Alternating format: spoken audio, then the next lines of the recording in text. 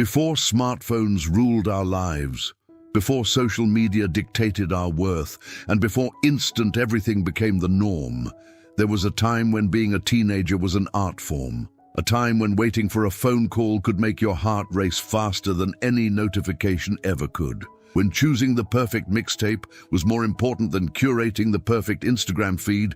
When your diary held more secrets than your browser history ever will. This is the story of the generation that lived their teenage years without filters, without likes, without the constant buzz of digital validation. They lived it raw, real, and unforgettably authentic.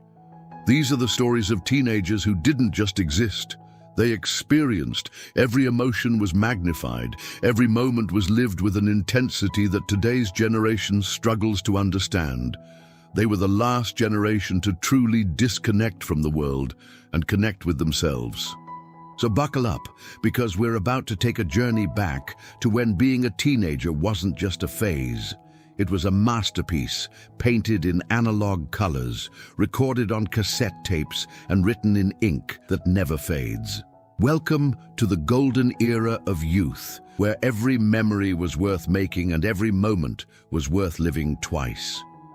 The first kiss, when the world stood still for a few seconds.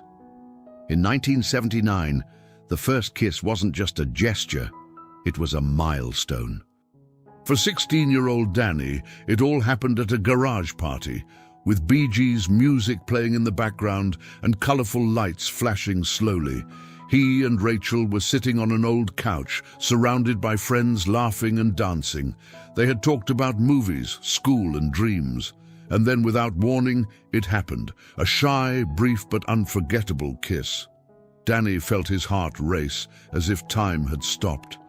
The room was still full, but he could only see Rachel. It was the beginning of something new, not just a romance, but a discovery of himself. The kiss wasn't perfect, but it was real, and that was enough. Teenagers in the 1970s lived intensely.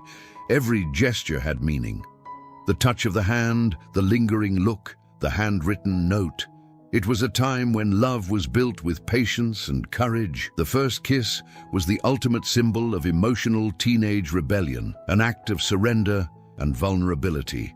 Rachel delicately wore vintage fashion, a floral dress, white sneakers, and a ribbon in her hair.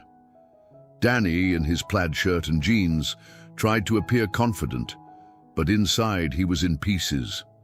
They didn't know what would come next, but they knew that moment would last forever. On Monday at school, everything seemed different. The hallways seemed wider, the gazes more intense. Friends commented, laughed, speculated. But for Danny and Rachel, the world had changed. They exchanged notes, sat together at lunch, and listened to classic rock on the portable radio.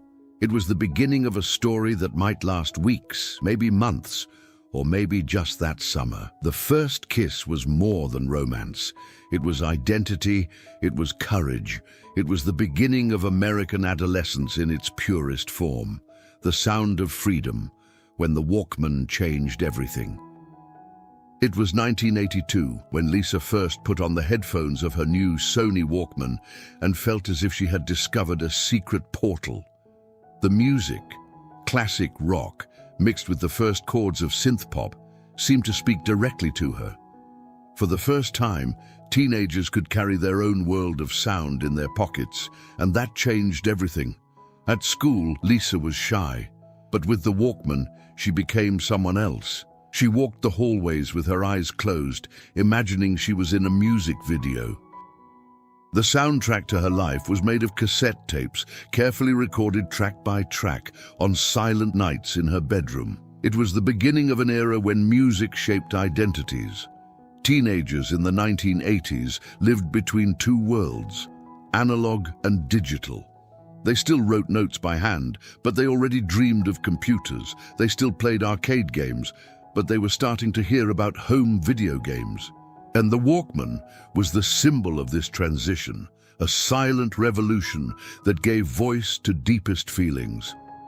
Lisa wore vintage fashion, an oversized denim jacket, band pins, and high-top sneakers. She and her friends would gather in the mall parking lot, where they traded tapes, talked about the latest episodes of Miami Vice, and planned the next garage party. This was where the world happened.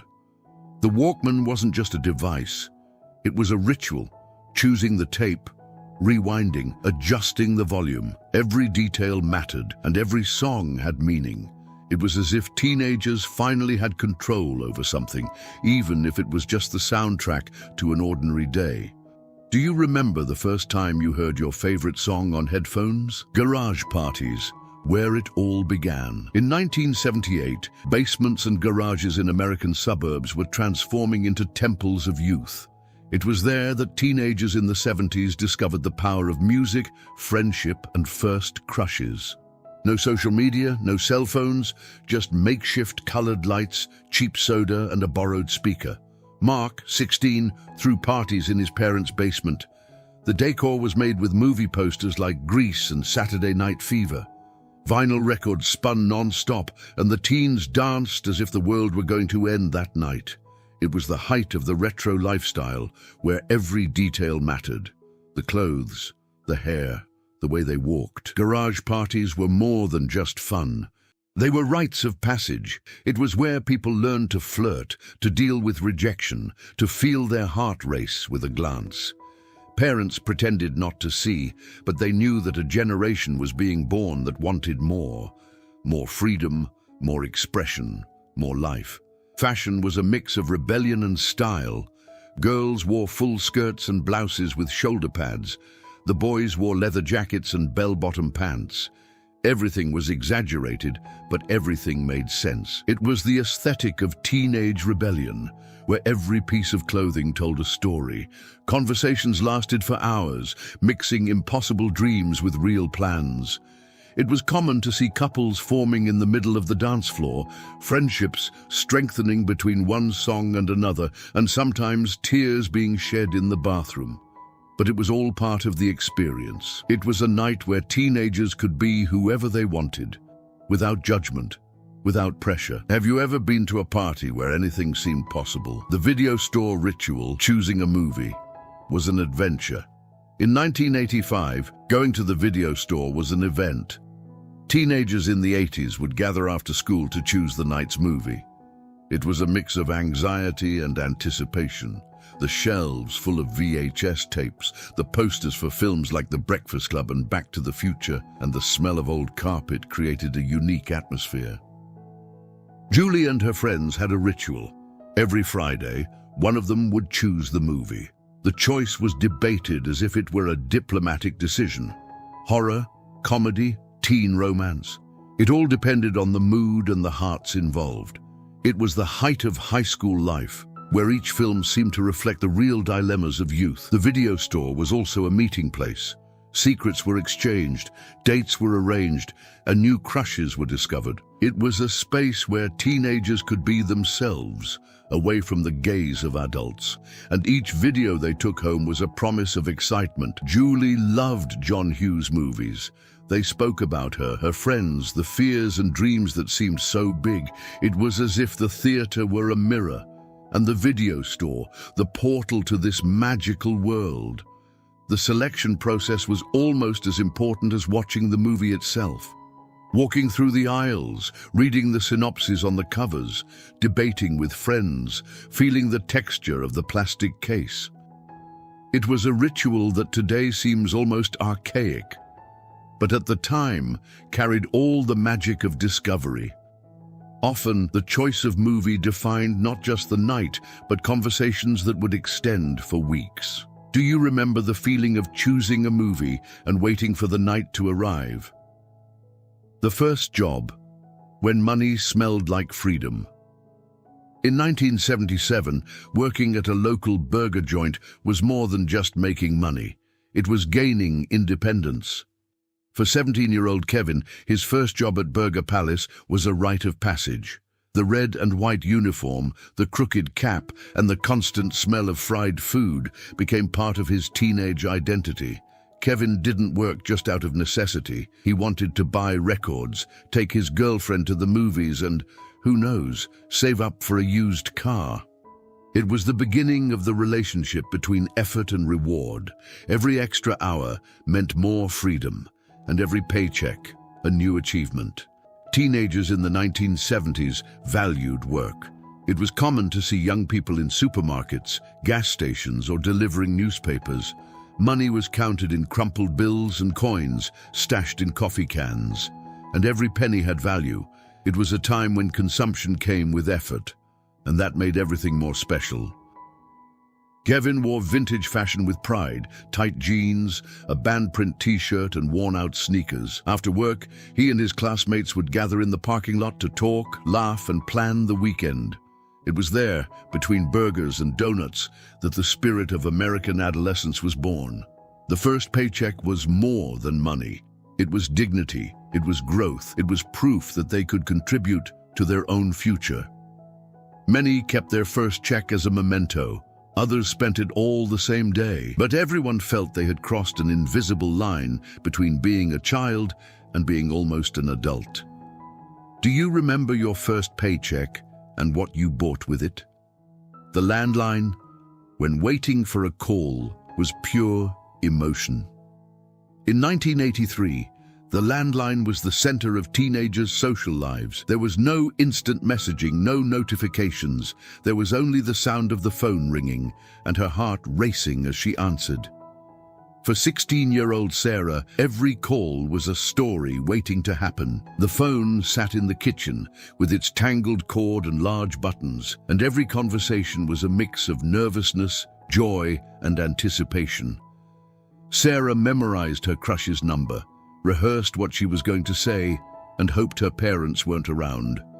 Sometimes she'd wait for hours, staring at the phone as if she could make it ring with the power of her mind. It was the height of nostalgic moments, where the wait was part of the magic. And when the phone finally rang, the world stopped for a few seconds. Teenagers in the 80s knew the value of a phone call. It took courage to call, patience to wait, and creativity to keep the conversation going. Calls lasted for hours, with laughter, silences, and promises. And when someone said, "I have to go," the world seemed to stop for a second. It was the height of high school life, where every word exchanged carried emotion. Sarah wore vintage fashion with delicacy, a knit blouse, a pleated skirt, and colorful socks. She sat on the floor, her phone between her knees, and drew hearts in her notebook as she talked. Sometimes the conversation would be interrupted by a family member yelling, "Hang up, I have to use it!" And that was part of the experience. It was a time when communication required presence, and that made everything more real. The secret diary, where feelings were kept in pen. In 1975, before blogs, social media, and note-taking apps, teenagers kept their feelings in diaries. For 15-year-old Emily, her floral-covered notebook with a padlock was more than just paper. It was a refuge. There, among yellowed pages and smudged ink, she wrote everything she couldn't say out loud. It was the place where her fears, dreams, and passions took shape. The diary was hidden in the third drawer of her dresser under a pile of socks. Emily wrote every night, with a blue pen and a dim lamp illuminating her room. The sound of the radio playing classic rock in the background created the perfect soundtrack for her confessions. She talked about school, her teachers, her friends, the movies she watched, and most of all about Jake, the boy in science class who wore a denim jacket and smiled with his eyes.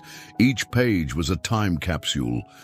Emily drew hearts, pasted magazine clippings, wrote song lyrics, and even recorded conversations she wished she'd had.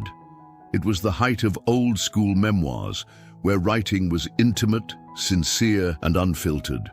There were no likes or comments. There was just her and the paper. Teenagers in the 70s and 80s used journals as a form of self-discovery. It was common to have decorated notebooks with leather covers, flowers, or characters. Some wrote every day, others only when something important happened. But everyone knew that there, in that quiet space, they could be their true selves. Emily wore vintage fashion with delicacy, floral dresses, handmade bracelets, and hair tied with ribbons. She was introspective, yet full of life, and the journal was her mirror, the dream car, when driving was pure freedom. In 1986, owning a car wasn't just about getting from one place to another. It was about going where your heart took you. For 17-year-old Mike, his 1979 Pontiac Firebird was more than a vehicle. It was a symbol of independence, style, and belonging. Bought with help from his parents and savings from a summer job, the car was old, noisy, and full of personality. But for him, it was perfect. Mike spent hours caring for the car. He meticulously washed it, polished the chrome, and adjusted the stereo to play his favorite cassette tapes, always starting with Led Zeppelin or Journey. The radio played classic rock, and the leather seats smelled of stories. It was there, behind the wheel, that he felt in control of his life. Teenagers in the 1980s lived car culture as a true ritual. It was common to see groups gathered in shopping mall parking lots, tuning engines, exchanging mechanical tips, and sharing road stories. The car was an extension of their identity, a blend of style, freedom, and rebellion. It was the height of teenage rebellion, where every engine roar was a declaration of independence. Mike wore vintage fashion with pride, a band t-shirt, a faded denim jacket, sunglasses, and high-top sneakers. He drove with his arm out the window, feeling the wind hit his face and the world open up before him. The Firebird didn't have air conditioning, but it had soul, and that was all that mattered. On Friday nights, he would take his friends to the drive-in theater. They would park side by side, open the trunk, spread out blankets, and watch the movies under the stars. The school prom, where dreams came true, for one night. In 1981, the school prom was more than a party. It was a rite of passage. For 17-year-old Jennifer, that night represented everything she'd dreamed of since her freshman year of high school. It was the moment to dress up in her best outfit, dance under sparkling lights, and perhaps experience a romance worthy of a movie. The school gymnasium, normally used for gym classes and assemblies, was transformed into a makeshift palace, decorated with metallic balloons, streamers, and a slowly rotating disco ball on the ceiling. Jennifer spent weeks planning every detail. Choosing the dress was a mission. She wanted something that reflected her personality, but also lived up to the occasion. She opted for a light pink dress with ruffles and subtle sparkle, which matched her hair ribbon and low-heeled shoes. It was the height of vintage fashion, where every piece told a story and every accessory carried emotional meaning. Her date, David, was a typical 1980s teenager, shy, gentle, and passionate about classic rock. He rented a navy blue suit, bought a flower for his corsage, and mentally rehearsed what he would say when he met her. When he arrived at Jennifer's door, nervously clutching the flower, she knew the night would be special. The dance began with slow songs, followed by dance hits that brought everyone to their feet. The dance floor was a sea of teenagers looking for unforgettable moments. Jennifer and David danced, laughed, took pictures, and shared looks that spoke more than words. It was the height of high school life, where every gesture seemed scripted by a Hollywood screenwriter. The teachers, dressed in suits and formal dresses, watched with discreet smiles. They knew that night was more than a celebration. It was a farewell to childhood and an embrace of youth. Parents at home waited anxiously for news, while their children experienced what would be remembered for decades. Jennifer would remember the smell of David's cologne, the music that played when he held her hand, and the feeling of being exactly where she was supposed to be. It was the kind of memory you keep in boxes of photos, in folded letters, in VHS tapes forgotten in the back of a drawer. The prom was also a stage for surprises. Couples formed, friendships strengthened, and sometimes tears were shed. But it was all part of the experience. It was a night where teenagers could be whoever they wanted, without judgment, without pressure. Just them, the music, and the promise that that moment would last forever. Jennifer and David ended the night sitting on the hood of their car, looking at the stars and listening to a cassette tape of songs that had marked the year. They talked about the future, about college, about the dreams that were yet to come. And even if life took them on different paths, that prom would always be the meeting point between what they were and what they wanted to be. The unforgettable summer, when 3 months seemed forever. In 1974, summer was more than a season. It was a promise. For 15-year-old Tommy, that summer was the best of his life. He didn't know it in early June when school ended and he tossed his backpack in a corner of his room. But as the days lengthened and the sun seemed to never set, something inside him began to change. It was as if time had slowed down, allowing each moment to be lived with a rare intensity. Tommy lived in a small town in rural Pennsylvania. Mornings began with the sound of birds and bicycles passing by. He and his friends, Billy, Karen, and Josh, met every day without needing to arrange it. They simply showed up in the field behind the school, where they built a makeshift cabin with old boards and canvas. There, amid laughter and wild plans, they created their own universe, far from adults and rules. Summer was made of simple adventures, swimming in the lake, playing baseball with makeshift bats, eating grape popsicles, and chasing the ice cream truck. It was the height of the retro lifestyle, where fun didn't depend on technology, only imagination. Tommy wore vintage fashion without knowing it was fashion, a tank top, denim shorts, and a backwards cap. His feet were always dirty, and his knees were always scraped. In the evenings, the group would gather to watch the sunset from the top of the hill.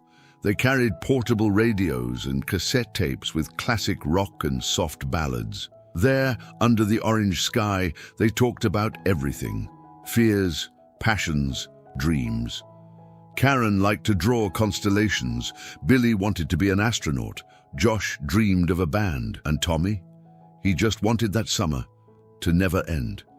It was also that summer that Tommy found his first love. Emily was new to town, the daughter of a substitute teacher. Shy, intelligent, and with a smile that seemed to light up everything around her. They met at the library, a place Tommy rarely visited, and began exchanging notes and books. Their first kiss happened under a tree with the distant sound of a radio playing Summer Breeze. It was brief, sweet, and eternal. The days passed slowly, but at the same time, they flew by. Each week brought a new discovery. A secret trail, an impromptu campfire, an unexpected storm. It was the spirit of American adolescence in its purest form, free, spontaneous, full of hidden meanings, and even the moments of silence carried weight. Sitting on the porch, listening to the crickets, feeling the warm wind on his face.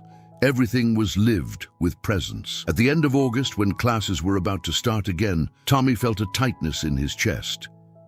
He knew that summer wouldn't come back, that his friends would change, that the days would get shorter, that commitments would return. But he also knew that something inside him had changed. He had grown, not in height, but in soul. Decades later, when he found a yellowed photo from that summer, him and his friends smiling, their arms covered in dirt, Tommy was moved. He remembered the smell of the lake, the taste of the popsicle, the touch of Emily's hand. And he understood that some summers aren't just memories, they're part of who